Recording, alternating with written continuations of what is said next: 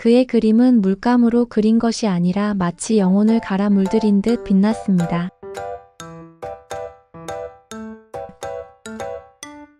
도바니. 나는 절망 속에서 가장 찬란한 노란색을 그렸다. 빈센트 반 고흐는 자신 안의 광기를 외면하지 않았습니다. 그는 붓으로 고통의 심연을 색으로 토해냈습니다. 한 사람의 인생이 깊고 짙은 어둠으로 채워진다면 우리는 그를 불행한 사람이라 부를지도 모릅니다.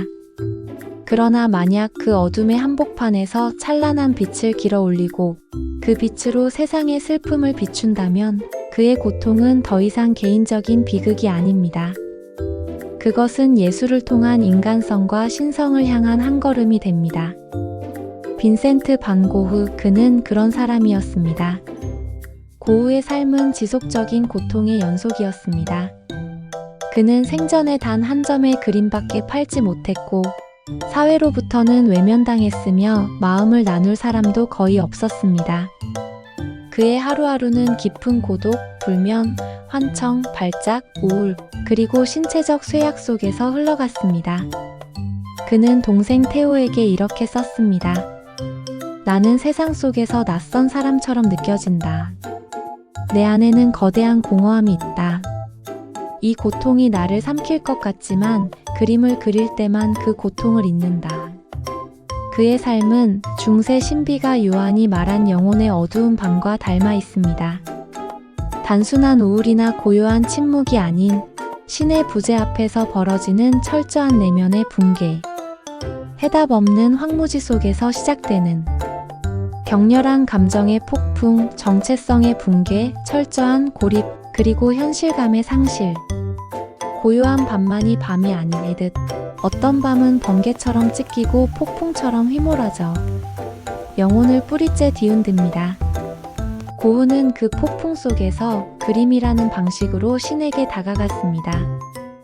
고흐가 남긴 수백 통의 편지와 작품들은 내면의 고통이 얼마나 정직하게 예술로 승화될 수 있는지를 보여줍니다. 그는 예술을 단지 표현이 아닌 영혼의 기도이자 영적 탐구로 여겼습니다. 그에게 그림은 말 대신 드리는 예배였고 자연은 신의 숨결이었습니다. 나는 별을 보며 무언가 영원한 것을 느낀다. 내 고통은 작아지고 나는 우주와 하나가 되는 기분을 느낀다. 그림은 내게 신앙과 같은 것이다. 그의 붓끝에서 피어난 것은 단지 풍경이 아니었습니다.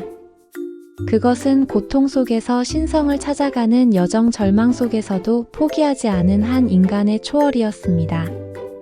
별이 빛나는 밤하늘, 해바라기의 뜨거운 노랑, 꽃피는 아몬드 나무의 부드러운 숨결, 올리브 나무 사이로 흐르는 빛, 그리고 까마귀 떼가 나는 죽음의 밀밭.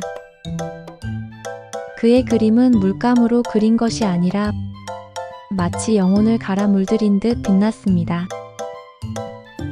그러나 고흐는 그 어두운 밤을 끝내 완전히 건너오지 못했습니다. 1890년 7월 그는 프랑스 오베르 쉬르 우아즈에서 자신의 가슴에 총을 겨누고 생을 마감했습니다. 그의 마지막 그림은 소용돌이치는 하늘, 비틀린 원근, 흩날리는 까마귀 떼. 죽음의 전조처럼 남은 이 작품은 고흐가 끝내 도달하지 못한 새벽의 마지막 흔적입니다. 지금 고흐는 세상에서 가장 사랑받는 화가 중 한 명입니다. 그의 그림 앞에서 사람들은 말합니다. 그림이 살아있는 것 같다. 빛이 느껴진다. 나도 이해받는 기분이다. 고흐는 구원받지 못한 예술가로 죽었지만 그의 예술은 오늘도 수많은 이들을 구원하고 있습니다. 그는 고통을 감추지 않았습니다. 오히려 그것을 꺼내어 그 가장 밑바닥에서 신의 숨결 같은 빛을 발견했습니다. 고흐가 겪은 영혼의 어두운 밤은 인간이 신을 갈망하며 건너는 가장 깊은 고통의 골짜기였습니다. 그는 그 어둠의 심연에서 쓰러졌지만 그가 남긴 빛은 지금도 우리 마음속 어둠을 건너 새벽의 가능성을 속삭이는 별이 되었습니다. 우리는 지금 고우를 바라보며 우리에게 주어진 어두운 밤을 건너는 법을 배웁니다. 도바니와 함께 사랑을 배워보자.